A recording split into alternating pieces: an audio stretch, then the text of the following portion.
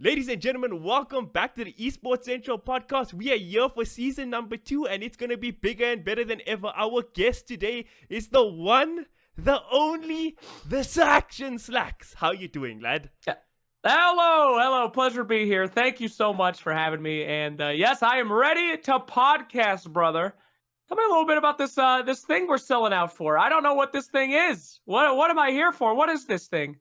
So Esports Central is a South African esports website. They do all the articles for all the tournaments and stuff that happen here. Yes, Americans on Flax's stream, we do gaming and esports here in South Africa. And this podcast has been running.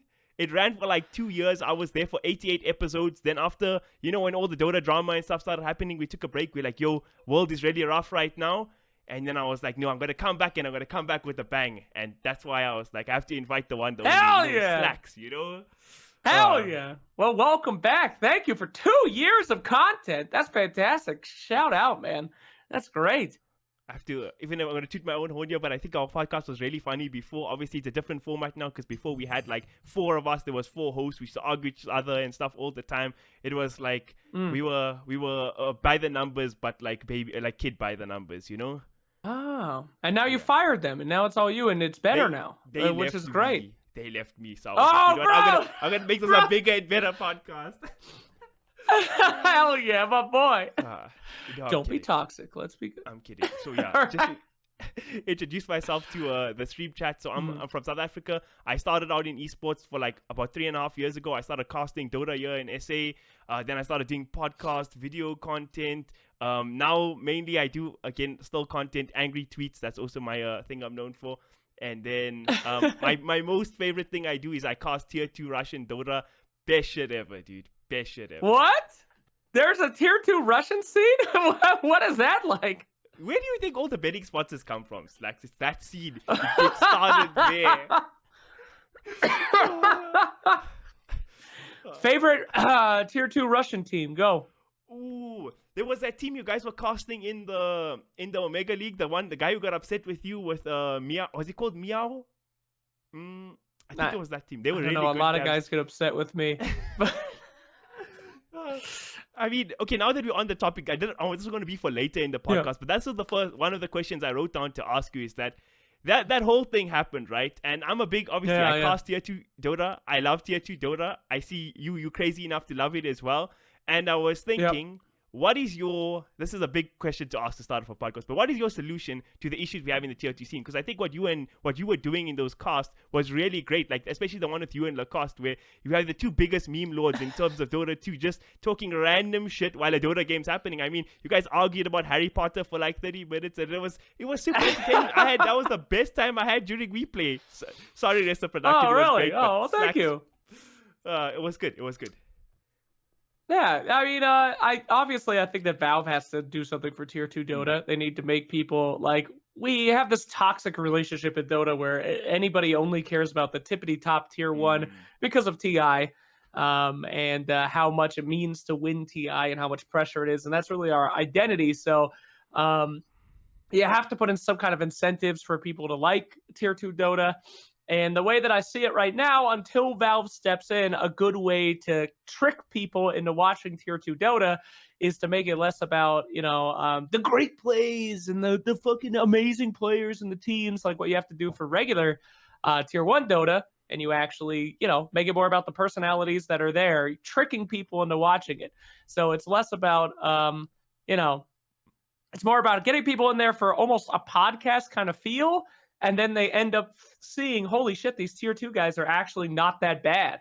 Like, legitimately, Con is fun to watch. Yes, that is my favorite team to come out of WePlay. I am legitimately a Con fan now, and if I wasn't paid to cast those games, I wouldn't have given a shit about Con. And that was a real, awakening moment for me, that it's like, wow, this is actually a lot more fun to watch, especially in this environment. I will say this is probably the best environment tier 2 Dota has ever had to succeed, because tier 1 Dota is so fucking boring right now.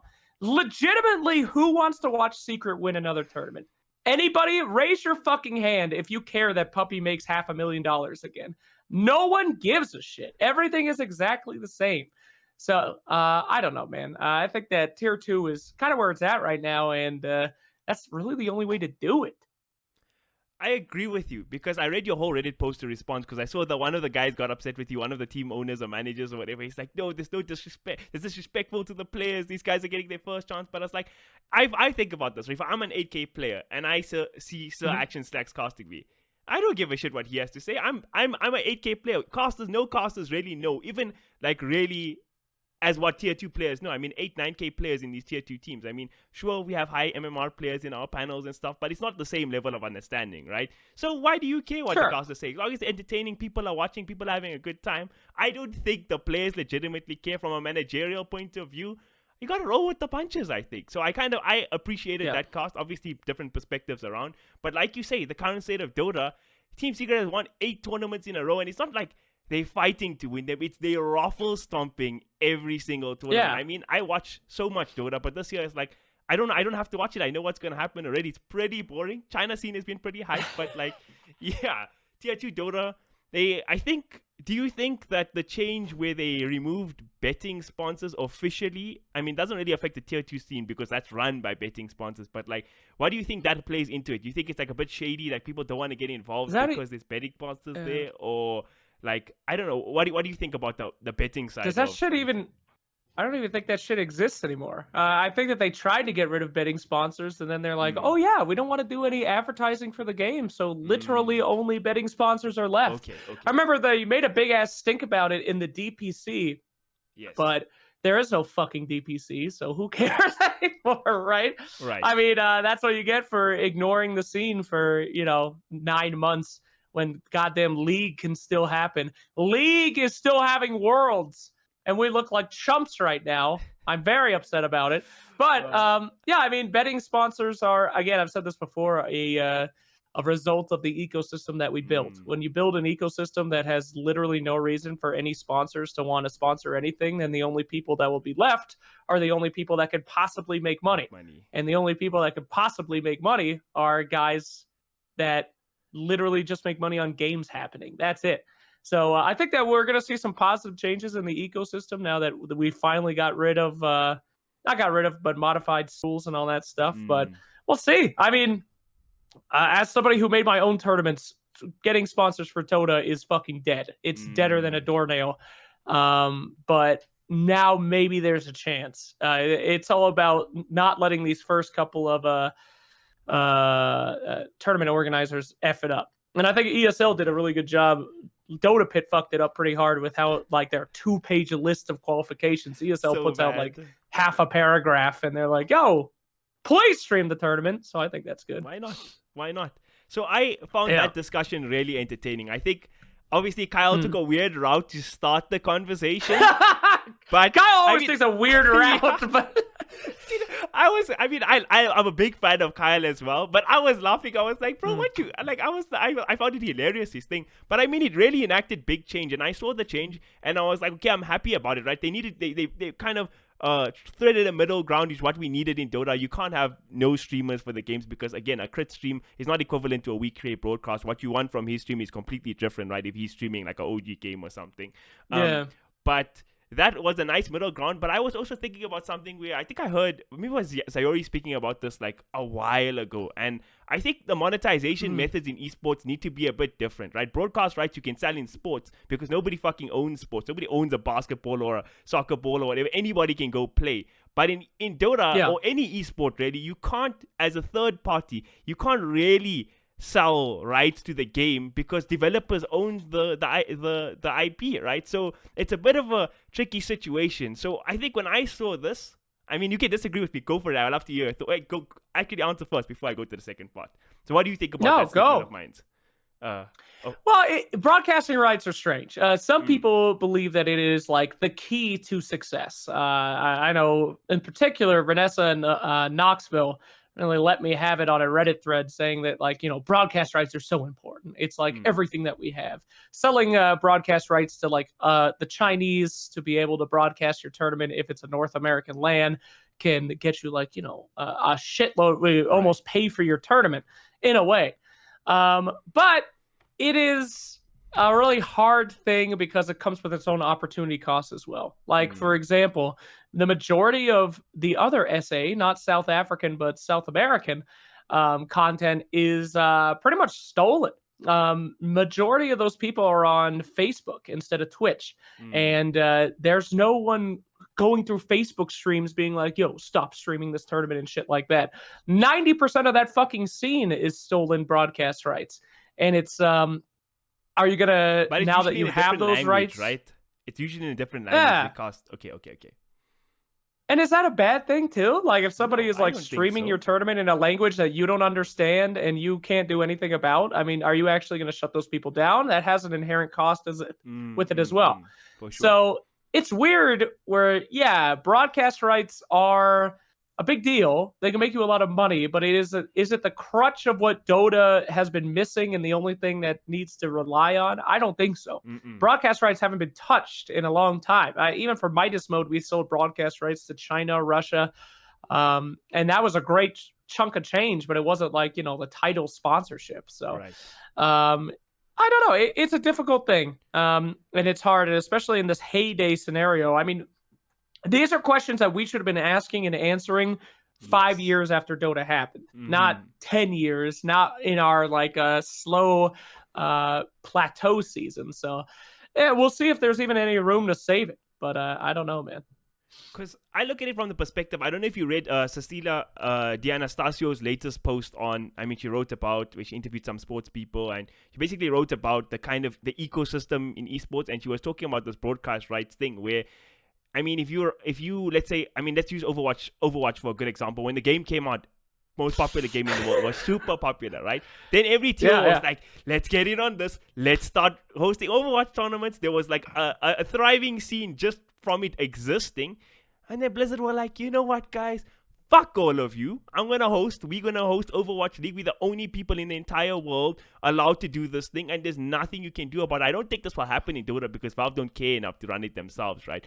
But I mean, there's that constant risk. In esports as a whole, there's that constant risk where you're selling a product you don't actually own if broadcast rights is your main thing. Not saying it shouldn't be sold. Definitely make that go up if you Moonduck or ESL or wherever. But sure. It is a risky business, because I was thinking, like, they already spoke about another aspect here. I don't know if you want to respond to me first before I go to the next thing. No, I mean, it's up to you. But I will say that Overwatch is, I would say, typically the outlier versus the norm. Overwatch, in my opinion, was never an esport. It was all a sham that was built in by Blizzard, pumping money, pumping viewers, pumping everything to desperately try to make that thing fucking happen. And I truly believe that. That is not me just being a funny guy. I believe that Blizzard fucked up. They had Hearthstone, which was a competitive, good game, and they had Overwatch, and they decided Hearthstone's going to be casual and Overwatch is going to be competitive. If they just did it the other way around, they would have been the richest company in the world right now. But they fucked up. They tried to force Overwatch into being an esport, and I don't think it was ever successful. I think that they just pumped shit in to try to make it work. But for me, my gold standard of like who came from a grassroots to make a good economy is Counter-Strike. They're still growing. That game's 20 years old. It was completely done by the community. Valve couldn't care fucking less about that scene, and then they grew it up on their own, and now they have one of the most stable and profitable esports out there. So that is like my gold standard for what is actually working over there. And they do much like what Dota does. In a way, it is literally a capitalistic society. And that's another way that I think about esports scenes. I like to think of them as economic stuff. You got Riot, who are the Nazis, of course. You know, their hammers going down. Anyone steps out of line, they're destroyed. You know, it's completely terrifying. You got like socialists over there on some Counter-Strike, a little bit of Overwatch and stuff like that. You've got capitalist, 100% is Dota 2. You know, best guys, best product, rise to the top. So, the debate about esports scenes, to me, is very much the same debate about what economic system is right. And it's an unanswerable question. It's really about, you know, the benevolent leaders in charge and shit. So I get you. So I think I want to extend your statement about the Overwatch League a little further. It's because we look at this Overwatch League now, and it's a massive fuck up, right? Viewership is garbage. Games are boring. Players are leaving left, right, and center. I mean, I think Sinatra was the MVP the year before, being an absolute god. Next year, he was like, bro, I don't want to play this game anymore. Imagine LeBron James after winning MVP in his first year in Cleveland. He's like, guys, I'm over it. I'm done. I'm going to go play baseball or some shit. You know, it's wild. So I think the game is in a rough place right now. But who took that risk in terms of running the Overwatch League? I mean, the buyouts for the teams was insane. The way Overwatch League do their revenue sharing, Blizzard takes a cut first and then redistributes it like quote-unquote socialist model. I mean, so yeah, it's a failure on one end, but I don't know if Blizzard lost money on it because the amount they got. I'm sure they made money on it. I'm sure they're still making money on it. Yeah, fuck it. I mean, buying a team was $20 million. What we pay our players, companies paid Blizzard to even be part of their events. It's fucking hilarious. But yeah, I mean, that's just how it works over there. That company's used to making insane amounts of money from stupid people thanks to World of Warcraft. So what can you do? Yep. But honestly, yeah, that's the thing, though. A lot of these big decisions, let's talk about ESL going to Facebook. Everyone's like, ESL, bunch of idiots. They fucked up. Do you have any idea how much they probably made on that contract? I would guess $100 million, and I'm not joking. Like, they probably made $100 million to stream Dota on Facebook for 9 fucking months. And then they just come back and nobody cares. Are they dumb? Absolutely. No. I would literally kill someone for $100 million and go to jail for the rest of my life. They are not dumb. They won. So I don't know what to say. You guys heard it here first, chat. If you guys are looking for Hitman $100 million, Slacks is your man. Let's fucking go. Legitimately, I would give it all to my family and get the fucking chair. I don't care. I mean, that's the winning strat. But continue. I mean, this is also another avenue I love talking about, because this is sorry, if any of you guys here come from Reddit, I apologize to Slacks' stream chat. But we are fucking idiots in the Dota community. I mean, this is what these companies have been hoping for the whole time in ESL, to be able to cut a deal like this Facebook deal to make money. Because all these, I don't know if you fans know that it's third-party organizers just burning money left, right, and center. And then when it comes, you guys are like, these guys are the devil. They want to make money from hosting tournaments. No, screw them. It's like, are you guys nuts?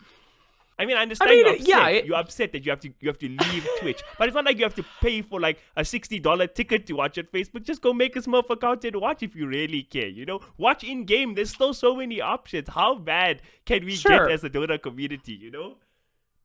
But I think that's a good thing, though. I like it when the Dota community gets mad because it keeps companies honest. I mean, a lot of people try to fool themselves into thinking that these corporations, even Valve itself, are good guys. There's no good guys. They're all evil. If they could, they would make as much money from you with delivering as little as humanly possible. So the fact that we do have a lot of angry guys in the Dota community has, in my opinion, been what made it the greatest esports of all time.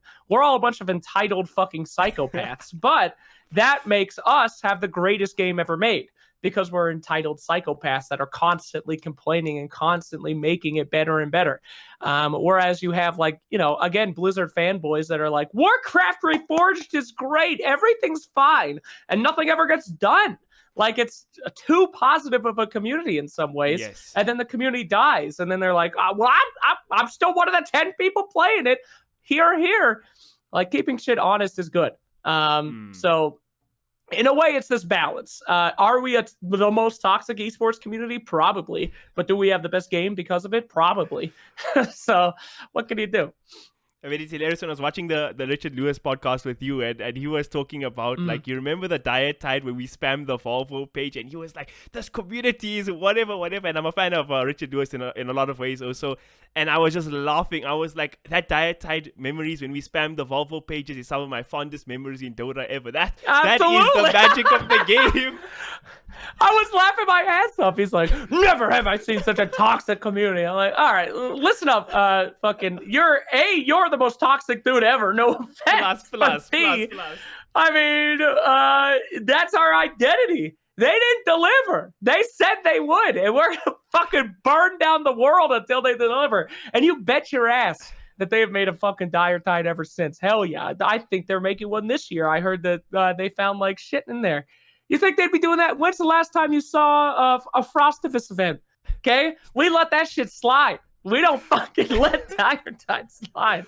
So, yeah, I mean, gotta respect. I mean, that's us. That's our community. We know we're toxic and we love it. So, no, for sure. Why not? It's the right kind of toxicity, sorry, because it's the things that don't matter, right? If you're moaning about you didn't get enough hats in Treasure 3 or something, nobody's affected by this really, right? But like, I think when I look at the Richard Lewis's of the world and the things that they get angry about, it's like, we're having like mass sexual assaults happening in Dota world. We're having like, the FGC with like pedophiles and stuff. This is the shit where like we really need to complain about. Obviously, Richard Lewis wrote an article and stuff about it, but like it's still level of reactions for certain things. Like when I see some community members, like I watch to see what they say about what, and it can be interesting sometimes. But yeah, I like it. In Dota, when we're complaining about Treasure 3 and not that this one did this or this one did that, it's a much better thing because that was egregious. That was horrible. We try to stay away from it this podcast because there's not much more to say that hasn't been said. But fuck, sure. I mean, if you set your moral compass to be the same as the Boston Strangler, you're having some tough times there. But I do love Richard, Mr. Lewis. But yes, you gotta get upset about the right things. I mean, personally, I'm upset about issues that are never gonna get fixed, like the fact that we legitimately have fucking Smurfs in every single game that every new player has played for the last 5 years. People say like we don't have training, that's why Dota can't grow. We don't have advertising, that's why it can't grow. The reason Dota can't grow is because new players can literally not play the game because people are fucking smurfing and making it impossible. And there's no reason for this. There is no reason to not have like a pool of like new players coming in and they can only play with other new players. And if you get like 27-1 on a fucking hero, there is someone there to make sure that you're out of that safety net new pool. This is easy shit that every fucking video game has figured out except for Dota. And I don't understand why. It's so stupid.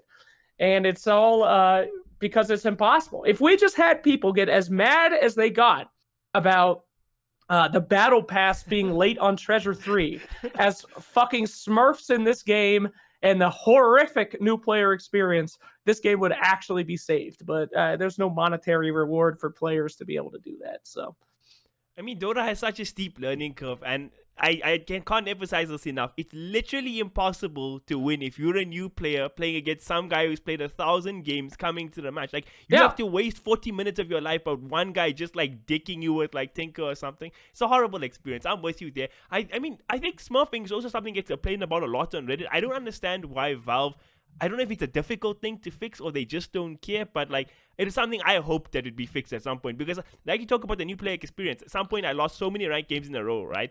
I was like, fuck it, I'm downloading League of Legends. I went to go play and I was like, I played the first like 5-10 games or whatever. I was like, I'm playing with all people who just started playing. The matchmaking is balanced and I just started the game. I was like, this is new. I haven't experienced this before, because Dota was the complete opposite. If I never had friends playing Dota, I probably would have quit Dota like before I even started it, because how would you learn? It's impossible. Like, I legitimately want to make a Kickstarter where we pay Valve employees that are working at the company to play Dota for the first time like normal fucking people, and see if they like their experience. That is legitimately something that I have thought about doing, is raising $1 million to pay people that are not affiliated with Dota at any way at Valve to play through Dota 2 for 100 hours and then report their findings back to the Dota team. Because, like, what the fuck is wrong with our scene in that way? And it's so fucked up, too. I'm going to go on a little tangent here. Go for it. About, like, streamers, personalities. Everybody has a Smurf. I don't got that shit because I respect the people below me. I understand it's like, I want to practice a new carry and I can't do it in 8K. So I'm going to go and fucking torture new players or players that are having a nice Friday night with my 42-1 Tinker because I feel like practicing a new hero. Fuck you, all right? Don't do this. I don't care that you want to practice. Go find some way else to practice. Lose a couple scrims in a tier 2 tournament. Leave those poor new players alone, for God's sakes. And it's these are all problems that could be solved. Valve could have like let's do a least played mode for over 8K MMR players and have a new game mode where people can actually practice against high quality players on new heroes. If just a little bit of effort in a little bit of ways to make sure that we have a safety net for new players to have fun. And a really easy way to solve this, by the way, is making something like Agnum Sanctum the new player experience. Legitimately, that's what got me into the game. I played Dire Tide when it first came out. Right. First Dire Tide was my first Dota game ever. Best game ever. And it said, it was like, here's some heroes, here's what they do, here's some interactions, and this got me excited to play the rest. That's it. It takes effort to make just new mini game modes and give people a taste of how great Dota can be without getting fucking shit on by Arteezy's Smurf account at 2K MMR. I mean, it's just, I don't know. And the sad thing about smurfing as well is that when you are playing on your actual account in Dota 2's Matchmaker is probably one of the best ever. If you play as a 5K account, even if you search an unranked game, you will find people of equal skill. That's how good our matchmaking can be if it's not abused. Sure. So it is really sad that people do this dumb shit. And I can get behind your idea. Constant mini game modes. I mean, I never played. I'm far too toxic. I just keep on queuing the ranked. But I like the idea of it, you know?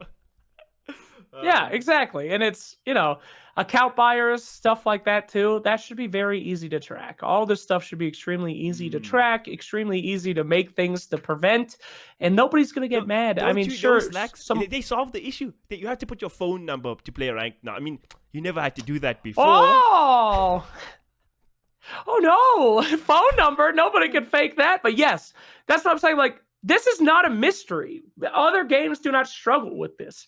Literally everyone in the gaming industry has figured this out. And I don't know why we can't implement the same things. I guess we can't implement the same things because somebody has to upkeep it. Upkeep's hard. It's a lot easier to make something new than to upkeep something. So I don't know, man. All right, so let's switch gears here a bit. Let's go into another sort of discussion. So I listened... Okay, so I'm going to be honest, before I even get to what I tell you I listened to, I've listened to every single podcast you've done, I'm pretty sure, except the one that came out at Nomad yesterday. Oh, no. The Suns fan one, the PPD one, that's legendary, guys. No. You have to listen to that one. The fucking Dan Offen one, the special episode you did. I've listened to fucking everything. So, chat, you know how I got this interview? I spammed this man 150 times on his email. And you know where my inspiration came from, Slacks? I was like, if there's one person who can appreciate spam, it's a guy who made his career by stalking people in the bathroom at TI. That's right. So, nothing but respect to you, sir. I do love being spammed. Well, thank you for doing research. So many podcasts I go on to, and they're like, who are you? So, thank you so much. Nobody's not even research. I'm genuinely a fan. Chat, I'm one of you guys. I am a freaking stan out here. This isn't the Esports Central podcast today. It's the Slacks Dick Riding podcast. Let's fucking go. No, I'm kidding. Okay, actually, I'm not. Yeah. So I listen to a lot of the podcasts, right? And if you listen to like the outside of Dota people, the Thorens and Richard Lewis were saying it in your guys' podcast as well. They were like, no, the Dota panels is the best because they have these serious guys who know about the game. And then if you listen to, like, when you talk about the Dota panels, you're like, fuck it, I hate the Dota panels because not the people, obviously, they're your friends, but like, because they're just boring. Sure. We so fucking boring, right? So I think the grass is greener from the outside perspective, but I'm on the side where I think Dota panels are boring. I'm sorry, no offense to any individuals involved, but they're boring. There's the same fucking thing every tournament. Yep. Like, come on. How do we make this shit better, Slacks? All right, you wanted to hear something really controversial that I legitimately think that we should do? Take out the fucking draft. Nobody cares. Here's my idea that I have been pitching to tournament organizers for a really long time. The draft is, do you know how long the draft is? 19 minutes long. Nuts. Sometimes games are 18 minutes long. Why the fuck do we have to sit here through the drafting process? In my opinion, draft should be done during the commercial break. We come back from the break and the host has a one button ability to press through. And when the conversation is done, he goes, this is the next band, this is the next band, this is the next pick. You still get time to talk about the drafts and theorize and stuff and then have stuff happen. But we don't actually have to wait there and wait for it to happen. That way, drafts are shorter, they're unremoved, and we don't have to fill for fucking 30 minutes about shit that nobody cares about because they're just going to pick Spectre in the end anyway. So that's number one. Number mean, two is yeah. Sorry, go number two. Go number two. I'm number two is a natural progression. Drafts panels will get better the more pro players retire, and it's not because pro players are smart or good on camera. It's because pro players have the gusto to be able to talk shit about other pro players. I love my boy Cap, but Cap's never been to TI. If Cap says that someone's doing something wrong, Dota players don't give a shit. They're like, what do you know? But if Seb's on a panel and Seb says even something wrong, Dota players will be like, excellent point, sir. Because, it's been there. So it's like you have to have that elitist dude. And panels will naturally get better the more times that pro players are starting to phase out. If we had like a PPD fear panel, even if they were fucking saying nonsense the whole time, people would be like, this is legendary. So, as a Dota fan, I can attest to that point. TI7, when they had all the pro players, a lot of people complained about TI7. I was like, put the Dota off. Bring me the panel. I want to hear what Sama and Arteezy have to fucking say about the game because I love these guys, But your point about the draft is interesting, right? Because here's why I like, in a way it's controversial because we hype up drafting so much in the Dota world, like Mastermind, Genius, Puppy and shit. But why it's kind of a waste also in a sense is that we don't know what the fuck Insania and Puppy are thinking when they draft. We actually just talking shit when they picking heroes because like I think Fog made that point the once where he's like, we were hyping up, analyzing Juggernaut for like 10 minutes here, there, whatever. They asked the Mickey, the Juggernaut player from Alliance, the carry player, and it's like, they changed the base attack time, so he's a broken hero now. It's like, okay, so we doing all of this, but we don't actually know because we're not fucking 10k MMR geniuses. So it is kind of useless in a way, right? But it could be changed. Next Moonduck tournament, of it, though. Next Moonduck tournament, you can get pressures Iori to make some changes there, Slacks. Just hit the button and then get the draft done. Yeah, that to me is, I don't know. It's a mix, though. Some people only care about the draft because, again, people trick themselves into thinking that they're good at the game and shit like that. My favorite example is when I think about Dota 2 broadcasts, I like to think about the difference between our Dota 2 and our true Dota 2. The true Dota 2 guys are the majority of your viewers on an actual esports podcast or on esports tournament. But, they just sit there judging. There's like one thread every 5 days on true Dota 2, and it's like, this hero is quite broken. Who's here to agree? So you have to cater to both kinds of audiences, and that's what makes Dota 2 so great. We love the high tier analysis and comparison stuff, but we also love the gameplays and just Arteezy 1v5ing as Lifestealer at TI. It's what makes us us. So it'd be hard to take away drafts in general because that's where a lot of the analytical thinking is talking about. But at the same time, please, we got to talk about broadcast, for God's sakes. Nobody cares about talking about how good the players are for the 100th fucking time. Just go. But on that note, this is why this is my problem I have with Dota panels. Okay, so all the people in Slacks chat now and listening to this podcast later on who use Reddit and stuff, I'm going to flame you guys straight up here. What you need in a broadcast is fucking heels. You need the bad, evil motherfuckers out here. Thorin is the most spoken about motherfucker in terms of talent because he's a madman. He's willing to talk that mad shit, right? If you look at, NBA subreddit is the most popular subreddit on Reddit, and I'm on there every fucking day, right? LeBron James stand here, and they have the most. I fucking hate the guy also, but even I watch his content every now and again with Channel Chop. Skip Bayless, which is like the biggest heel in the history of the world, and Stephen A. Smith, who just likes to say crazy things, right? And every day on Reddit, people are complaining, these guys are the fucking worst, they're the worst. But they're the only guys who ever make it, who get content talked about there, right? JJ Redick makes solid, interviewing pro players, the best content ever, hour-long analysis. Nobody gives a fuck. But these guys just say one dumb shit, and then massive thread. So Dota 2 is the same. It's the same mentality as the NBA subreddit. They're so similar, the subreddits. Dota 2 users are even there. And I think in Dota, we need that. I think Thorin could walk on a Dota broadcast tomorrow and it would 10 times improve the experience. Just because the man is mad, he has the balls to say wild shit. What do you think, Slacks?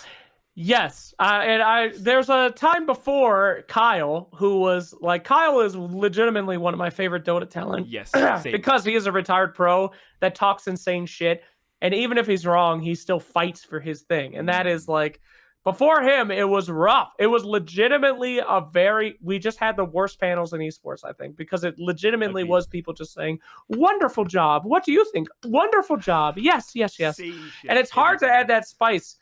The difference is, though, is that when you're talking about like traditional sports, you have like fucking 65-year-old guys with gray hair that's like, back when I was the coach for the winning Boston Dodgers. Like, they have something called agency, and it's very hard to develop agency as a caster. You're a 22-year-old fucking tier 3 caster, and you're trying to develop agency for yourself. Where does that come from? So you could force it like Thorin. You can read the top posts on RCSGO and pretend like they're your opinions, and then make 45-minute videos where you repeat the same thing ad nauseum over and over again every week. That's one way you could do it. Or you could actually be a retired pro player and do shit, like have achievements. And as I said, that's kind of where we're going to be at the twilight years of Dota. It's going to be a bunch of retired pros who can no longer cut it as pro players, but giving hardcore analysis saying this guy sucks. And then we'll finally have players say, yes, I agree with you. But it's going to be a while. There is a middle ground though, Slacks, right? I know hosting is not a job you enjoy, right? But Dream League Major when you were... Disney World Major when you were the host guy there, I fucking love the panels because you didn't sit here pretending you know about Dota, but anytime there was like something even remotely spicy or player did something bad, you'd be like, I think that was a bit bad, and then Tsunami they were at you, but it made for good content because you were out here willing to say wilder things than, I mean, again, love Shiva, respect to her, than a Shiva or a the other host would, So that was great. I mean, again, I don't think I'm alone in the Dota community saying this, but the Shanghai Major James Too Good Harding's panel, I mean, James had rapport in Dota because he was there from the beginning. Mans was fucking hilarious. That shit, okay, wrong place, wrong time, right? But the content itself, 10 out of 10 shit, best panel we've ever had in Dota. All right, I've gone on record with this before, and I'll say it again. I actually hated those panels. Yes, it wasn't about the Dota. It was about James calling Winter names. It was like not, and that's like the situation he had to be in. But at the same time, yes, I agree with you. There needs to be spice. And right now, there's two ways to get out of spice. You can either pretend to be the stupidest person in the room where the Twitch chat laughs at you because you're so dumb, but you're making arguments, or you could pretend to be the smartest person in the room and people are like, well, I'll have to think of his opinion. So it's tough to get that talent. And right now, too, with like the amount of money that's in the scene and who TOs can hire, getting the right balance is impossible. You hire who will accept the rate. You can't say like, yo, let's have this spicy guy, this analytical guy, this funny guy. And that also degrades the quality of things that we get as well. So it's tough. Yeah, I mean, hiring in esports obviously is always a tough position. I mean, I think when Capitalist was gaining his fame to become the true tier 1 guy, I mean, it was a case of he was working every event because he could do everything, right? He can sit on the panel, he can play by play, he can analytical. So you just hire this guy and one whole portion of your broadcast is sorted, right? But I do think I do think it's something that needs to be thought about. It can't just be survival mode all the time. We need to think about how to fucking thrive at some point, because I think on another angle of that, like in terms of like diversity for a broadcast, I think my issue also I have with Dota panels and just panels in, I don't know, I don't watch enough esports to talk about other games panels, but in Dota panels, it's like the same voices. And I'm not trying to say that I don't want to see these people working and stuff, because I'm a fan. Like BSJ, people used to flame him and stuff. I fucking like BSJ on the panel. When he's talking about carries and the 1 minute item and stuff, it's cool.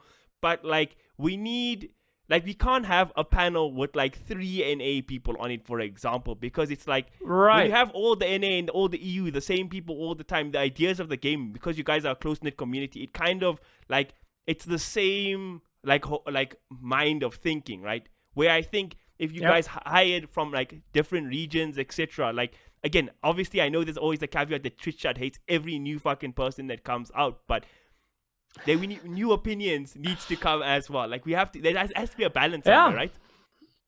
I mean, I will be the first to say as well that I think that the talent scene in Dota 2 is also getting extremely stale, especially because we have so much room that's been made due to the Me Too movement, which, it's been rough, but it's also taken out some very stable talent that were never going to go anywhere. And, for those reasons. And I think that the renaissance of Dota 2 needs to be in the tier 2 scene, but it also needs to be in the talent scene too.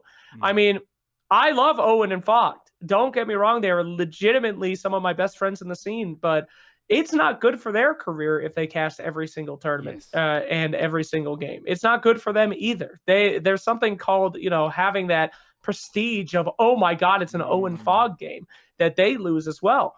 And the scene is just ripe right now for people to come in and take it over. And look at somebody like Jenkins, who did, I think, fantastically at WePlay. T Governor did fantastic at WePlay.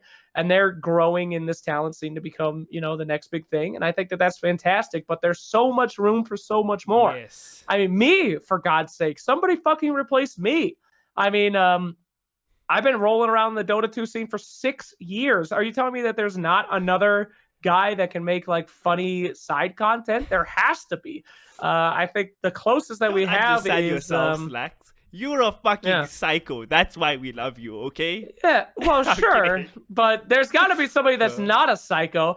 But Tsunami could be a great replacement for me.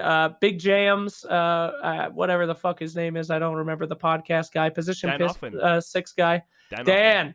Big Jams could be it, but people got to give these guys a chance. They've got to go out there and be able to make content and put a different spin on it because that's what makes the scene grow. So that's what's so beautiful about esports, right? There's no Taylor Swifts. There's no like Illuminati. We're going to make this person into the next movie star. You just fucking go out there and make content, do shit. Right. And people need to start doing it. It's such a good time. You have no idea how much we need content in Roni time right now.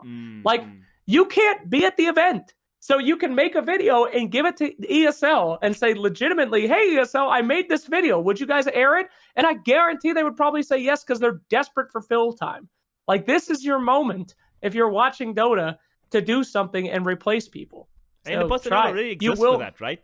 The personnel already exists for that example you gave. I mean, D2 Bowie, in my opinion, makes some of the best Dota content. The guy's funny himself. His content super analytical. He does like what Purge does for his Weatherman segments at TI, which everybody loves at TI, yet we never see it at other tournaments. So again, I would love to see D2 Bowie work at the event at some point, because I think he brings a new perspective. He comes from the South America region and stuff as well, which is great. Yep. I want to make one bias shout out here. There's a guy in South Africa, nobody knows his name because he's too cool for esports. He does so many things in his life, but he's amazing. His name is Snare, _Snare_. Go follow him on Twitter, guys. On panel, this guy has the most raw talent I've ever seen on like panels before. I don't know how he does it. He even went to a CSGO broadcast once, this guy.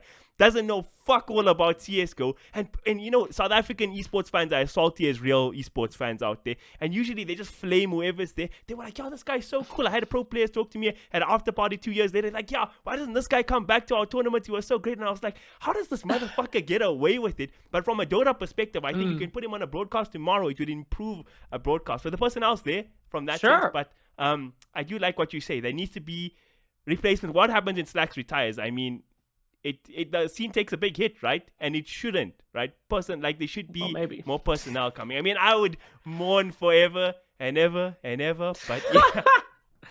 I don't know. But I think that that's part of the talent, but I think that's part of the community as well. Community is just as elitist on talent as it is on players and teams. Like, they have to be the good guys. Like, I'm not going to listen to a cast if it's a tier 2 dude. I give it a shot. It's just like tier 2 Dota. Tier 2 talent is the same thing, and they're building up, and they can be the next big greats. Like, I agree with you on Dota 2 Bowie as well. I made an event called Jungle Jam for last TI, where nobody watched it, but it was basically like an NA broadcast of the Chinese TI. And we had a shitload of content where Bowie like broke down every game, but nobody watched it because nobody is like, whoa, Dota 2 Bowie is like a discount Purge. It's not that. You got to let people grow and make competition. And it's just like teams too, for talent, that they need competition to thrive as well. Like, I am going to do a lot more research if I know that Big Jams is hunting for my job than if I just show up drunk and fucking interview Crit and I don't even know what team he's on because there's no one to replace me. So competition's great in all ways. No, for sure. That's a nice positive attitude you have on this stuff. I can get behind it. Yeah, for sure. Now, I have another question. I'm just positive because I know no one can fucking beat me. Dude, and if you come swinging, I just want to crush people. No, I'm just kidding. I want to build them up so I can fucking crush them because it's been a long time. I'm kidding. You know what? Yeah, here's a perfect analogy for you, man. Team Secret winning these games, easy money. But give them a rival coming up, the next TI3 Na'Vi Alliance. We have exciting matches then. We can have Slacks and Dan Offen, 2 6'4" guys in a boxing ring. I'd pay to watch that pay-per-view. Let's go $10 donated to Twitch right now. I'm kidding. Dan would literally kill me. Yeah, that guy is fucking ripped. I don't know how he does it. How do you make esports content and be ripped? I don't know, but anyway. I have this theory that anybody involved in esports is just because they can't actually play real sport. You know, I would love to be in the NBA, but you know, I can't, so I just play Dota, which I'm not even good. I'm kidding, guys. I'm kidding. Okay. All right. So here's the next question I have. This one, This is a very personal question, Slacks, because where I started watching you, right, wasn't when you were a big fancy man doing things at TI and stuff. I never gave a fuck about that. Where I started watching you was the OG Slacks. Slacks does silly voices. Omni Night, Kotal, Give Me Mana, all that crazy shit. And the other day I saw a tweet by SirActionSlacks, and you were like, you know, I have like 50 videos in my archive somewhere that I'm just too afraid to post because they're too fucking stupid. How do we get you to post that shit? Give us one example of the things you made. No. Please. They're bad. Slacks. So you gotta understand that people you can lose jobs, you can lose sponsors, you can lose everything by people going back and looking at your worst moments. I almost got hired for something, a real easy gig. I was gonna get hired for when Fortnite came out.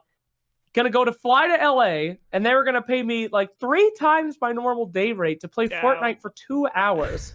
And then they looked at my Twitter, and I got an email from Kellogg's, and they're like, Kellogg's saw your Twitter, and they think you're not the right personality for this because you're you said this, and this. Like, it's risky as a personality. You got to be careful. I mean, I got videos as me dressed up as Gyrocopter, humping the ground. I'm never going to have a fucking career because of this. And these videos in there are like that.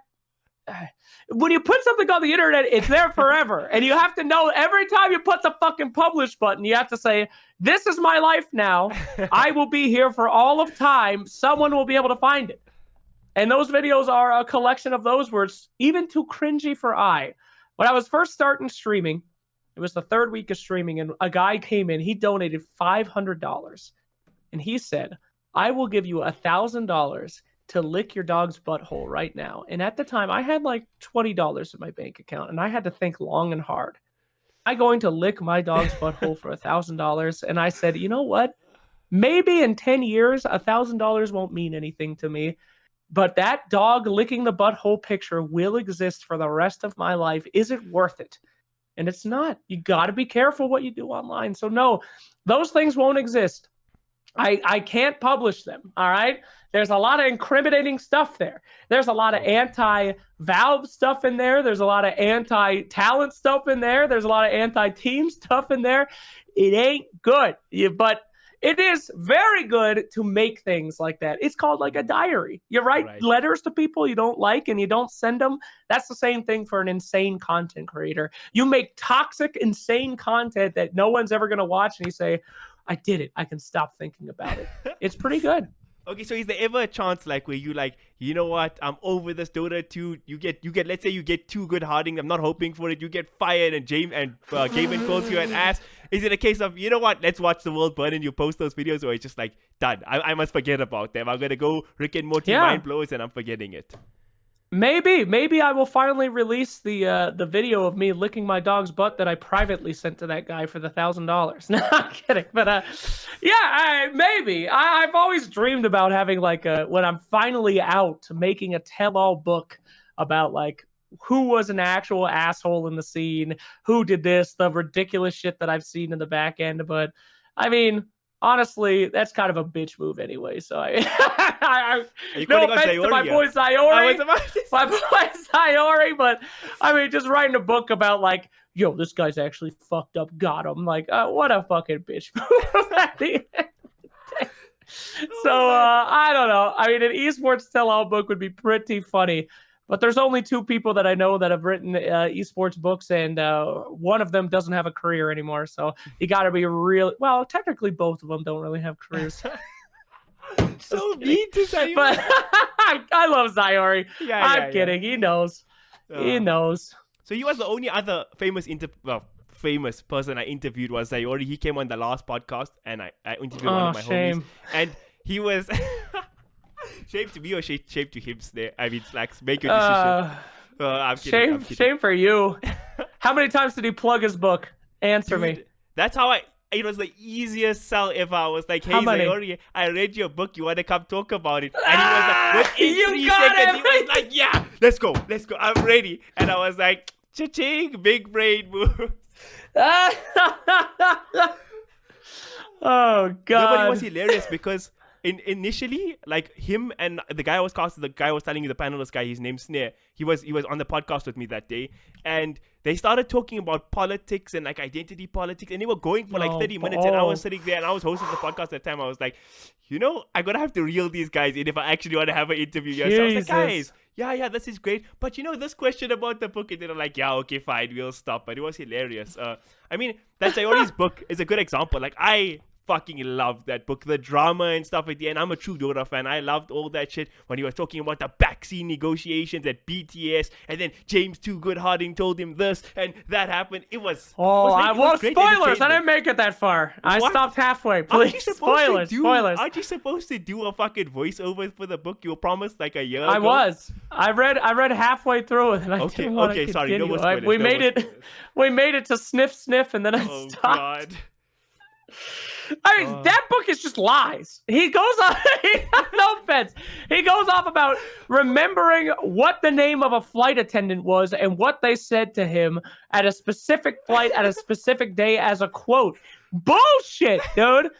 Bullshit. I don't remember what my wife said to me on my fucking wedding day. Who could possibly remember what some stewardess 15 years ago said to you on a fucking flight? He's insane. It's all lies. There's no fucking way, dude, that he remembers any of this. No way. Listen, but isn't every book that lies when they pretend like they're writing a biography? It's never gonna happen like that, right? If I was gonna tell a story about something that happened to me last week, I'm gonna spice it up, make up some facts that a Lamborghini drove past. But it's not how it's presented. He's like, Karen walked over to me. I was in seat 7B, and she said, I know you. You're Sayori. Andrew Camp. No, none of this happened. Like, this is just insane. These are the riving fucking lunatic. This is what a serial killer would write in his diary about just making up characters and what they say. It's insanity. But I will read the rest of it one day. One day, eventually. When there's literally nothing else left to do in the world, I was about to say. So would you say that? My will actually be excerpts from Sayori's autobiography to confuse my bastard children. Oh, man, you funny, bro. You funny. So... I mean, I always had inklings that I was a psychopath, but I remember a certain quote, and I don't know if I got this 100% right, but I might paraphrase by a certain SirActionSlacks. It was a philosophy that I lived with for a whole year. It was like, during the PPD podcast, you said, and let me see if I get this right. My only strength is that I hate myself more than anybody else could hate me. You want to elaborate on this philosophy, sir? Because I love that shit. The reason I remember this and I'm asking you now is that my mom was like, hey, you interviewing Slacks? I was like, yeah, hopefully I'm gonna. She's like, you must ask him about that thing you used to say all the time. I was like, what thing? You know that line about hating yourself? And it just like, it clicked. Like I got this like epiphany. I was like, I remember this line. So yeah, go for it, Slacks. Give us the juice on this shit. That's so absolutely true. I mean, it's the only way that you can have that armor to be a talent. Like, I don't know how people like fucking analysts like Purge and Cinder, I don't know how they survive. They're strong. I am weak because I already know that I'm a pathetic fucking loser. And that's like the only thing that keeps me going. Like, my favorite thing in the world is like going to Reddit threads that have mentioned me and what I call going to the gold mine, which is on the bottom, the little negative things. You got to click on those and read them. Oh, sort by controversial is the best thing in the world because you have to have that mentality. I mean, there is no pride in what we do as esports people. We're fucking garbage. We're nerds that would never make it in the real world, and we're doing like a Diet Coke version of what normal human beings do. And if you think anything else, I mean, you're setting yourself up for the world's biggest disappointment. My favorite thing in the world is when people go on chat. Every time I come in, they like spam bald and shit like that. I mean, I know, I get it, and it's fucking hilarious, and it's so good because it's like, that's life. You just deal. You grow with those punches, and you know that that's coming. It's fantastic because that's real life. And if you're not comfortable with that, if you're not happy with that, you just can't be in a scene, especially like esports. Like that's especially Dota, the most toxic thing in the world. So I don't know, man. You got to chisel yourself out. It makes you hard, but it in a fun way.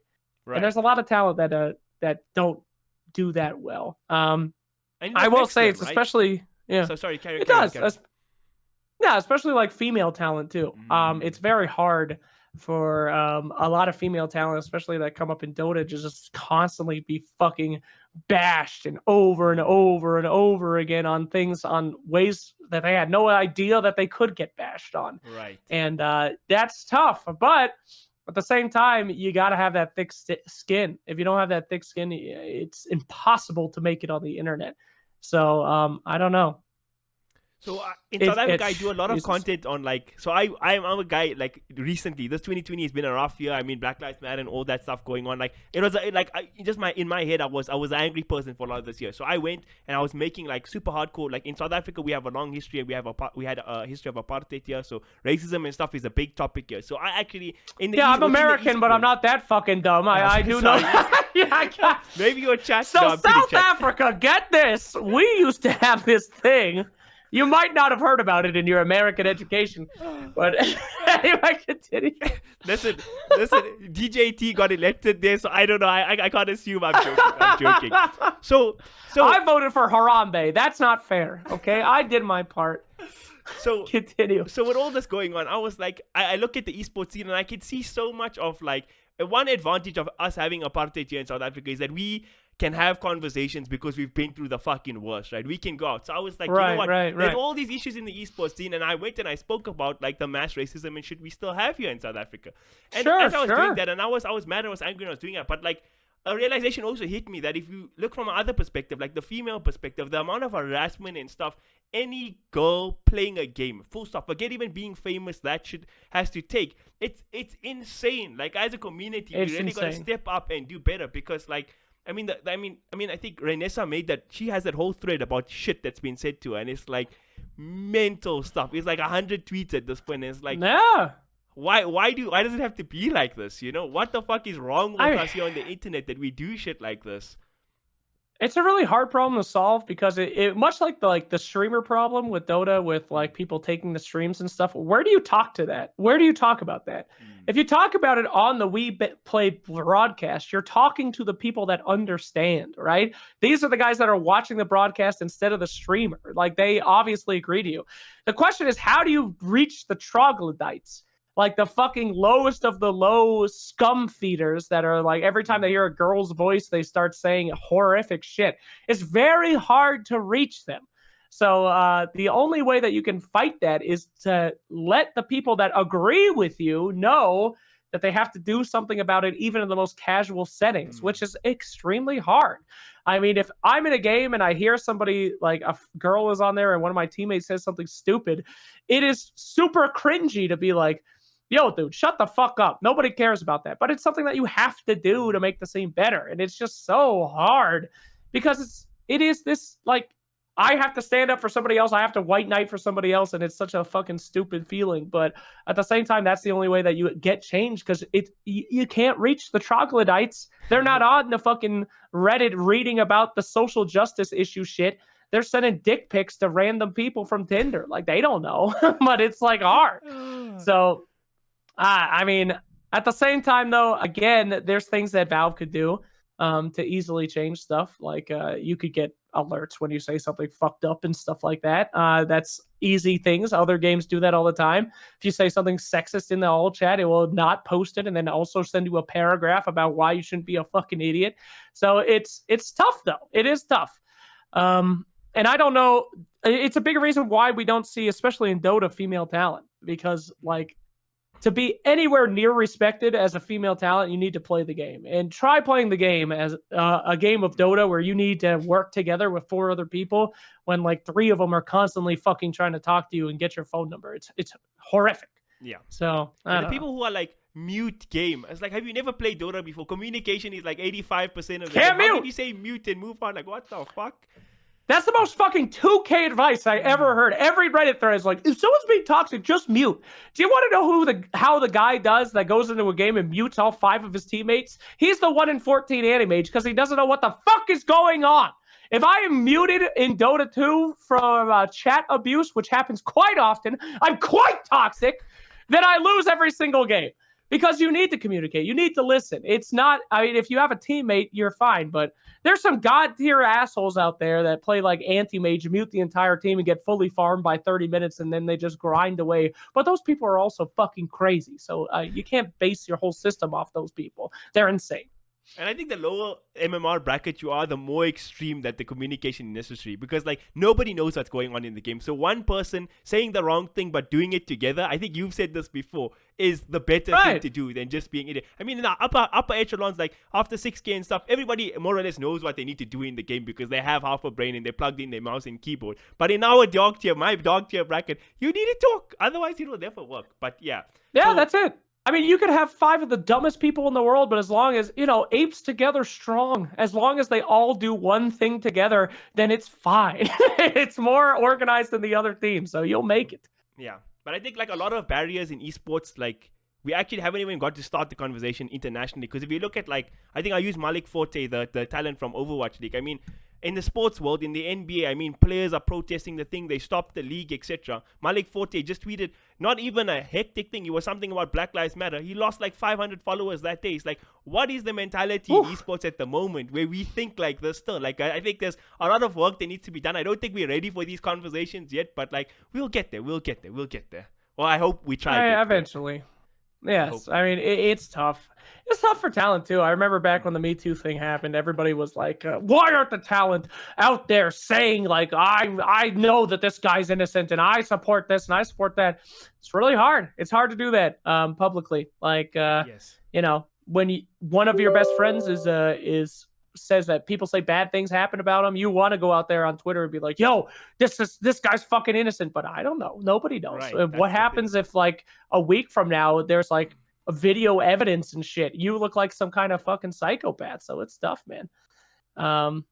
But yeah, I mean, I hope that it's a hard thing to try to change internet culture, though. I mean, the internet is made for people that are shut-ins, that are, like, away from society, that don't agree with society's rules, and are basically, if they agree with society and they were good at society, they would be in it. Instead, they're on 4chan. So it's tough to change those opinions, but it's the natural way. I feel like the more online the world gets, the less that there's going to be room for these kind of hyper toxic communities to still exist. So it's just something that's going to be phased out with time. I mean, when grandma's on the internet, then, well, I guess that's a bad example. Most grandmas are racist. So when the boomers die and the zoomers inherit the earth, I think things will be a lot better. I mean, I can get behind that. I mean, we meme the zoomers enough. What? What do you mean you can get behind that? I just said genocide the boomers, and you're like, yes. No. Let's clarify. You said eventually when they die, You didn't say kill them, because that you only do for $100 million, right? Slacks, that you only do for $100 million. Jesus Christ, take it easy, coronavirus. Let them live, okay? My God. Listen, Trump told me I'm not going to worry about it. I drink bleach, I'm Gucci. What are you talking about? Attaboy. Right. But, back to a more serious topic here. Like, that's the reason we're having season 1 and season 2 of Esports Central podcast. Because when all that stuff was happening in the Dota world, I was like, it doesn't matter what we say about Astralis and this and that. It's fucking meaningless. If we can't do the bare minimum of, like, treating, like, basic respect of humans, I don't want to do this thing. I told the bosses of this thing, I was like, I'm done. I quit. I'm over it. And then I was like, okay, you know what? We actually need to be like, I was thinking now, because like when I do the things on racism, I feel like I'm a brown person. I can talk about my own personal experience. It's easy. But like when it comes to the sexism and stuff, it's like really hard to publicly talk about it, because no matter how woke I try be, like I'll never know as much as a woman talking about this thing. So it's not my place really to be saying these things. I think there are a lot of brave women like Renessa out here doing this thing, and we need to listen to them. But like I think, like you were mentioning earlier, like when you have people toxic in your games to girls and stuff, like during that time, you know how many conversations I had to have with all my friends, like so many tough conversations. Like I don't want to be fucking talking about this, but they're saying this ratchet shit, and I was like, okay, let's do it, let's get into it. You know, we try. Right. So yeah, you gotta... right. I mean, it's tough. And it's happened to me too. I mean, I used to say gay all the time. Like, oh man, that's so gay and shit. Until finally, one of my best friends in high school who was gay, and we used to play video games all together all the time. And he's like, bro, I got to be real with you. We play Halo 2 every night. And this actually, every time you say it, I cringe. It affects me and I don't like it. And it's those moments in your life that are so jarring, but so precious, because they actually make you into a better human being. And it's... nobody wants to hear those things, but at the same time, those are the things that make you a human, and it's, you know, super valuable. And so if you ever have to fucking step up and be this cringe lord white knight for once in your life, just know that even if they shrug you off, even if they call you stupid, that moment stays with them forever. Yes. And they'll always think about it every time that they repeat that behavior, and they'll have to deal with that mentally, and eventually it's going to win out. Because I think that empirically, all humans are good. They try to be good. They try to be the heroes in their own story. And knowing that you hurt someone, even in the moment, if it doesn't change your actions, it shit fucking weighs on you, and it will eventually change it. So it's tough. Sure. I mean, I have a similar story about that. When I started playing Dota, I used to have these British friends. I'm still my homies. And like in the UK, they use the F slur for gay people. I don't want to say it on stream or anything like that. Sure, of course. Because they say it for cigarettes, like for everything. So that's we just like, I was like 13, 14. You say this all the time. And the way I learned that you shouldn't be saying this is that, what is that song by that guy, man, Macklemore? I Can't Change or something like that. Yeah. And he actually has a line about that. He's like, they say F-bomb on the daily, etc., etc. But they don't know what the damage is doing. And the whole like music video is this guy going through a rough time, crying. And I was like, holy fuck, is this what we doing, guys? Right. They never said that thing ever. We're the baddies. Like, yeah, right. And I think it's tough. The part of the story that's important, and you were saying the same thing, is that like we all say and do fucked up shit a lot of the time. It's about like learning and doing better, right? Like obviously there's scales in this thing, but like try to be a little bit more conscientious, you know. Twitch chat, we spam papegas, not like the black emote face every time there's a person of color on stream. Like, come on, it's Tweety. Let's do a little bit better, you know. Meet the bare minimum. Sure. Yeah. And that's the other great part about being a human being, is that you can always still keep improving. I mean, I still have problems. I will sometimes slip out the R word for, you know, like mentally handicapped people. And I fucking cringe every time I do it, because I'm trying to take it out of my vocabulary. But it's okay to be able to be like, yo, I'm trying to improve. I fucked up. And that's part of being a good human. That's part of the fun of life, is getting better. So, yeah, I mean, always try to better yourself in Dota and in real life. I think about using the slurs like Sayori's book. It's not okay to pretend you know these things and just lie, but say, I'm making shit don't just up. lie. There we go. You have to actually try something. You don't just make shit up. 15 years ago, the stewardess, Caroline, came up to me. Anyway, continue. She was blonde. She had green eyes, Slacks. I would never forget. Her nails colored pink. It was incredible. It is. Snack nails finish confirmed, Kappa. All right, so here's another thing I want to ask you. Now, I have already an idea in my mind for that. There's something prompting me asking this question. I don't know if it's too mean to ask, but I think you'd enjoy the question in a way, because you Slacks. What is the most embarrassing moment of your broadcast career? Whoo! That's an easy one. Very easy. Let's have been very careful. Oh, we're probably thinking the same thing here. I mean, working as a stage host, you're always ready for that one day where you just walk out there and then you just say something fucking completely racist or stupid and you had no intention of doing it, but it's just over. And that's why I don't have stocks. I don't invest. All my money is in my bank account because I know the next time I'm on camera, I might do something fucking stupid and it's done. I'm going to have my James moment. So, yeah. There's many, but probably the worst thing that I've ever done on broadcast was, of course, Paris, which we're both thinking of, I assume. Yes. Yeah. That was a shit show of an event, in the best of ways and in the worst of ways. Grand finals comes out, and I get told I was supposed to go home 3 hours ago. They said that they weren't going to do any final ceremony. Then they said they were going to do a final ceremony. They call me from my house and tell me, jump in a fucking car and get over here. Secret's pushing. And I'm like, what? So I'm going from the hotel in a taxi in there, getting my shoes on, getting my shit on. I legitimately didn't have shoes on. And I was wearing I left my my dress shoes in the fucking talent lounge. And they said, you can't go on stage in socks. And I had a guy running to the talent lounge. We had no idea if there was a post-game interview. My in-ear was dead. It was fucking chaos. The game ends. I'm standing on the side of the thing. They say, go up and do it. And I said, do what? And they said, go up and do it. So I walk up there. The stage lights are bright. The music is blaring. Zero idea what I'm doing. And I walk up to Sunby. I can't see shit. I cannot see anything. And I'm like, hey, congratulations. I'm here with mid one. And Sunby goes, I'm not mid one. And then I said, shut up, mid one. Anyway, then I did not play it off well. He literally just kept telling me he wasn't mid one, and then he walked off the stage. And that was reaction was horrific. It was just like, yeah, no. I mean, I saw that, and I could see the minute it clicked in your head, you were like, life left your body, right? And I was like, it was bad. I was like, SirActionSlacks biggest fan. I was like heartbroken for you that day. I was like, you know what? Bad. People are going to be out here saying this is racist, this, that. And it, in a way, like fairly so, but at the same time, I was like, there's nothing that I know nobody needs to say anything because my man, he knows. Shit just happened that day. And the backstory makes so much sense because I believe you weren't wearing like fancy shoes. I don't know what they even called, right? You're wearing like sneakers. You wore them because you didn't have. It makes so much sense how that happened. It was chaos. Yeah, no, it was really bad. But in those moments of complete chaos, your in-ear doesn't work, the stage lights are blinding you, you have literally no idea what you're doing. It's just fucking panic mode, and you grab the microphone and you try your best. But yeah, that was fucking bad. That was. I hope nothing like that ever happens. Yeah, it was just one. Yeah, but I'm sure I'll do something worse. The thing that finally gets me fired will be 10 times worse than that, and I awaited. No, I mean, as long as Team Nigma is still in esports, I'm sure the day is coming. So, dude, that name, like, why didn't they just call themselves Team Enigma? That's the problem solved. We don't have this issue, but they're like, this is what we're gonna do. It's like, have you all met Twitch chat? I mean, it's not your fault that Twitch chat exists, but like, think just a wee bit, you know?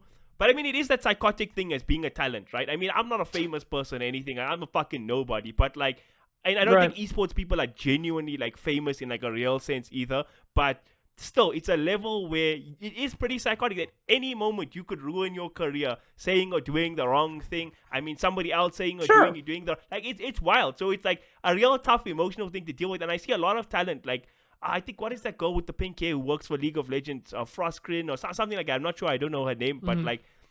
She was making a thread the other day. She was talking about this Reddit person said this to her and that. And I was like, this cannot be healthy. If you can, like, I mean, you're a psycho, so you can go and read the funny comments on Reddit. But like, this person should never open the Reddit because how do you deal every day some dumbass on Reddit with like my negative karma telling you garbage at your job, you're this, you're that. Like, it's nuts. Normal people don't have to deal with shit like this. Well, yeah, but I mean, normal people are too, a movie star and stuff is too busy. They're on their sets. They're not in the fucking Reddit being like, hello. Yeah, well, there's no Matthew McConaughey subreddit out there that he's fucking looking at every day. Yeah, no, they made it smarter in that regard. Yeah, nobody gives a shit. But I don't know. At the same time, though, I don't feel bad for people that are in the talent scene in esports and then get heavily affected by like negativity.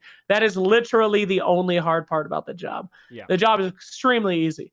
Go in there, do your favorite pastime as a hobby, and enjoy yourself and talk about what you love most in this world. It ain't that hard. The negative thing is that some people are going to call you a fat autist and give you death threats and say, I hope you die. Is that a hard part? It only is if you make it. I love death threats personally. Death threats are fucking hype as hell. I got a death threat for the last LAN event I was at, and they said, I'm going to literally go to this event and shoot you. And then I sent back, can you shoot Purge first? So that I can watch. Can I watch that one first before you hit me? I mean, you got to enjoy these things because, you know, it's good. No, I mean, what do you do? You got to live it. Like, Red Eye is considered, okay, obviously very controversial topic right now, and rightfully so in a way. But like before this, he's considered like a fucking god here in South Africa. He's like a deity in the gaming and esports community because he's one of the few big guys who's come here. He's spoken about South Africa on like major panels and shit. And the one time he came here and he made a tweet, and I was like, I'm one of those people who's just like, I'm also a bit of a crazy person. And he made his tweet and it was like a bit sus. And I was like, bro, I don't think this is the correct route to take. Holy shit, I've never been famous before, but that day I was fucking famous. There was like 100 people in the thread telling me I'm this, I'm that. There was people trying to get me fired from Esports Central. There's a guy who copied my tweet from Twitter. He went to Facebook group. He's like, he posts this post, 45 people in the comments, like 100 likes on the post, and he's like, nobody even knows this guy's name. I was like, yeah, nobody knew my name until now, motherfucker. Jesus fucking Christ. I mean, that shit is radiation. Social justice, all that stuff is radiation. It's just, you can't touch that shit. When I go to a thread on our Dota 2 and there's like 50,000 upvotes and it's at 50% upvote level, fucking run. And it's such a hard thing to do because these people there's like two sides of this. There's people that actually try to be good people and stand up for what's right. And then there's people that are like, oh, this is a good opportunity for me to get noticed about how cool of a person I am. Let me like shit on it, literally everyone that I can. And it's this non-zero sum game. Like no one's ever going to be perfect. Nobody's ever going to be this social justice fucking beacon of light that never makes a mistake and never does anything. But in those communities, they always hold each other to such regard that everything must be an apology. Everyone must be respected. It's impossible. It is literally impossible. And to aim for a goal of let's be better and let's call people out when they need to, but accept that's fine. But there's so many bad actors in that space that are like, let's fucking try to ruin this for this guy as quickly as humanly possible. No apology will ever be good enough. It's insane. It's fucking radiation and toxic. Social justice shit is Chernobyl. I hate it. No, I get it. Like, for me that day, I was like, I like when I tweet, like he just told me like learn to read or something, and I was like, I don't expect him to respond. Damn. It was people were spamming. Guy was so great. I enjoy it. Like in hindsight, it's funny. Then I was like, oh, I'm famous. Sure. This is not what I wanted to be famous for. But like, I understand. I'm going to die. I was like, I understand it completely why he would do that because he gets 100 idiots telling him things every day, right? Because he's kind of famous. So he doesn't owe me anything to read this or whatever, right? So I wasn't like I didn't care what he said, but like the way the community lashed on, like I can't say I was surprised because I knew what I was doing in a way also, but it was a good experience. I don't regret it. I would do it again because of because I believe what I say. If I say dumb shit, not gonna lie, everybody who follows me knows that, but I say it because I believe it. I don't say something because I just for the sake of it, you know. So yeah. That's the best way to like live your life in the internet world is say stuff that you actually believe, even if it's a hot take, because then you will have reasons for believing that. You don't want to be like Thorin and just say like hot takes to say hot takes, because then you have to defend those positions, right? When you say something like super sexist, that's you for the rest of your life. I mean, it's insane, right? Like, I hate this player and this player's a fucking loser. Then he has to keep that opinion forever. Yes. He didn't mean that. He didn't think that. It's impossible to keep up. I mean, like at times, I don't know. Him and Richard Lewis take themselves so seriously at times, and it's like, bro, it's just game shit. Just let it go. Like, does it really fucking matter? Why are you guys popping off to this level? Because, like you say, sometimes you'll say something, and like maybe he even knows it's wrong. I mean, he'll openly tell you this is a persona. He got this whole attitude, whatever. So when you're going at him, he likes it because this is part of his charm. But like at the end of the day, sometimes you just gotta be like, you know what, man? Shit was said. Fuck it. Like he was on a podcast. It was a 4-hour podcast. Who gives a fuck, right? Because it's just like, just let it go sometimes, you know. I know, and I talk a lot of shit about Thorne and Richard Lewis, but I have nothing but respect for those two because they are doing that character, and it's a very hard character. You know, I play up being an idiot a little bit more than I am sometimes for entertainment value. They play up being, you know, fucking psychotic assholes more than they are for the entertainment value. And I got nothing but respect for that because that's like their thing. And if you could stay in the character, that's fucking cool. So yeah, no, for sure. I think the one thing about Thorne and Richard Lewis, though, like no matter the criticism you have, and I think a lot of it is also fair on them sometimes, but you can't like those guys grind so hard, whether you like them or not. They're out there putting out 100 videos or articles so like you can't, you can hate you can hate what they said, but you can't hate the hustle because fuck, that hustle is respectable, you know. Yep, a lot of people miss that hustle. Like there's a lot of like talent that try to make it into a scene. Being good at your job's not enough. There's a lot of people that are good at your job. You have to hustle. You got to make content. You got to make YouTube. You got to stream. You have to do other shit than being good at your job. And that's what separates people that are at the tippity top from people that are trying. It's that fucking hustle, man. I mean, you can use yourself here as the example, right? Okay, we use even this interview as the example, right? I mean, I wanted to interview for a week, and every time you didn't take my interview, it wasn't a case. I mean, maybe one day you blew me off. I don't give a fuck. But like, it was a case of I could watch you every day, like you were doing content for this tournament that day. You were streaming. You were like, I mean, you were at the quote unquote top of the game, right? But you were still out here grinding to a level that's like, you know, I was sitting here waiting for you to do an interview. It's a difference. It's a world of difference, right? It's a world of difference. And it's really respectable. And I want to just touch back on one thing here. Maybe I don't think anybody's asked you this question before. So, chat, if you guys have watched Slacks Richard Lewis podcast, what separates that from the rest is that in that one, it was a case I usually get interviewed by Dota people. This one was like an outsider. You know? So he was asking you like the big picture esports questions, things about Valve and stuff. And like, I knew this because I follow you. I knew everything. But I think it was a good one because you can balance. Like, I think, obviously, you have that persona where you don't take yourself too seriously. You joke around. You act like a psycho, which we love. But you also, I think, a very smart guy. So it's a case of, like, you... No, hear me out. Sorry, maybe it's not right. But you know, like, you understand the game well. Like, some of the things, like Richard Lewis, he's looking for that spicy answers and stuff, right? And, you know, him and, like, Thorne will have this, like, super fairy take that they're super passionate about or whatever. But you're like... You know the answer to this thing in your head, but you know it's not important because you know how the game is played in a way. So you can balance. Like you still genuine. You know how to play the game. You can do so many things, which is actually pretty impressive. So do you have? I don't know if you understanding what I'm saying, or am I just talking nonsense? I am. Okay. No, I get you. And you know, it's tough. It's tough to be able to balance stuff, but I think first and foremost, of course, it's kind of our job to be. I still believe that we're supposed to be distractors, right? I mean, it is our job as esports people and as talent and as, you know, people that are on the internet as entertainers to distract from shit in your horrible everyday lives. That is it. That is my forefront. I had a big conversation with Gods years ago at a TI, and he was posting a bunch of political stuff on his Twitter, and he said, Slacks, you never post anything political on your Twitter. Even though when we talk in the back room, you have a lot to say. Why is that? And I said, because that's the opposite of our job. Our job is not to reinforce negativity or reinforce real world things. It is to distract people from their horrible lives and give them an outlet which they feel like they have a medium of control over. I mean, complaining about like when does Treasure 3 come out and shit like that, and like you know, like broadcasting rights in our favorite game. Yeah, that's an issue, but that's also a distraction from actual real world issues that actually mean something. Like, I don't have enough money for rent and I am an alcoholic and shit like that. And it is firmly in my idea is that, you know, getting people riled up about something as meaningless as a fucking video game economy is good for them. It's good for them to feel like they have a modium of control in this existence where everything is fucking chaos. So, yeah, I mean, I know it's a line to walk in a way that I think you have to walk in the most positive way that you can. And sometimes people want you to get into stuff like politics or actual talks about sexism or actual real world shit.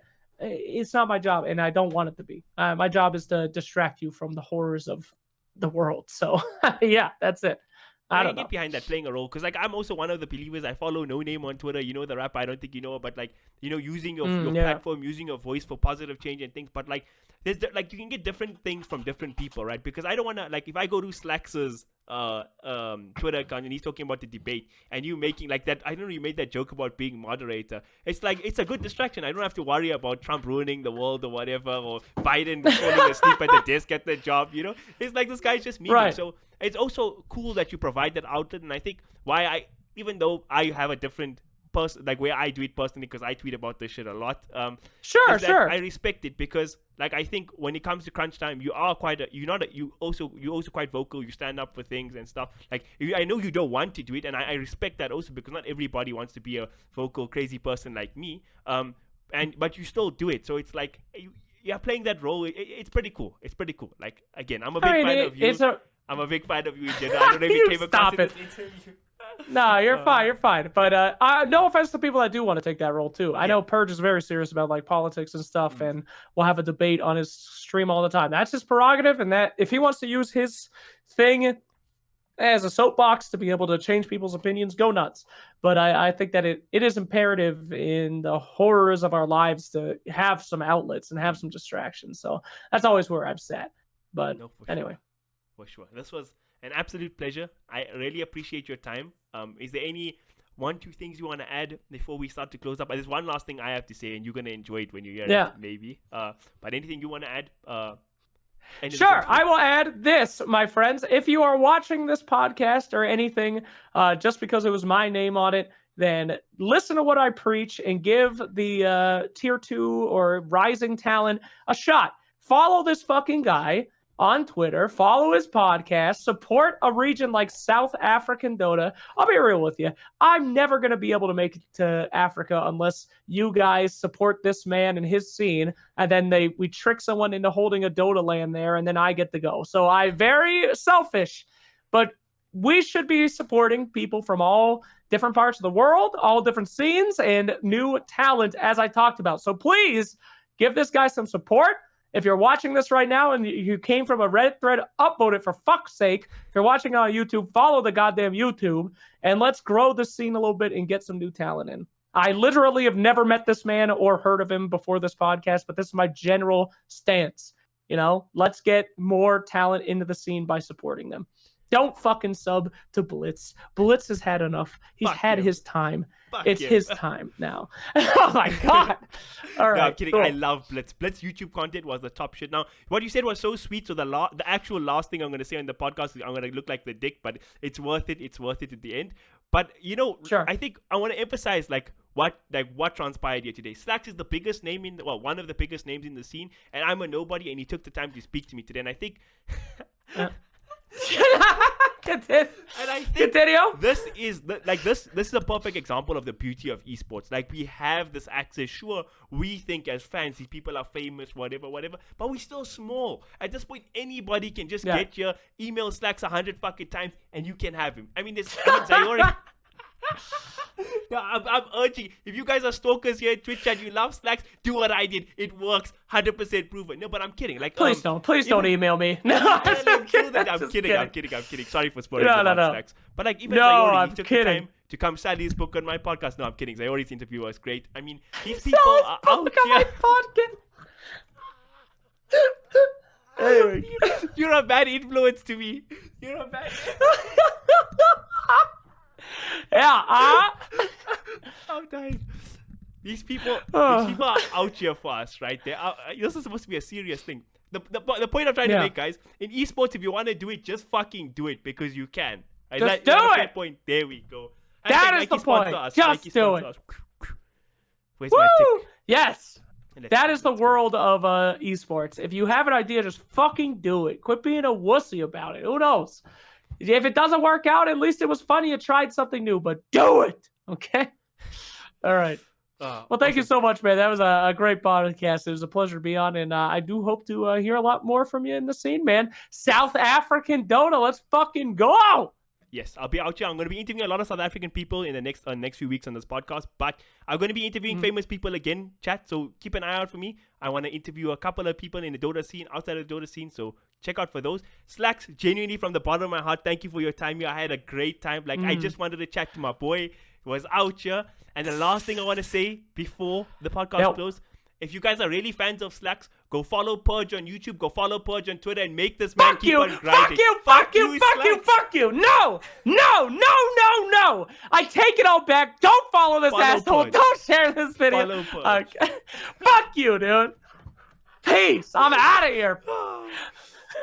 Cheers, boys. All right, great podcast, man. Great job. Thank you.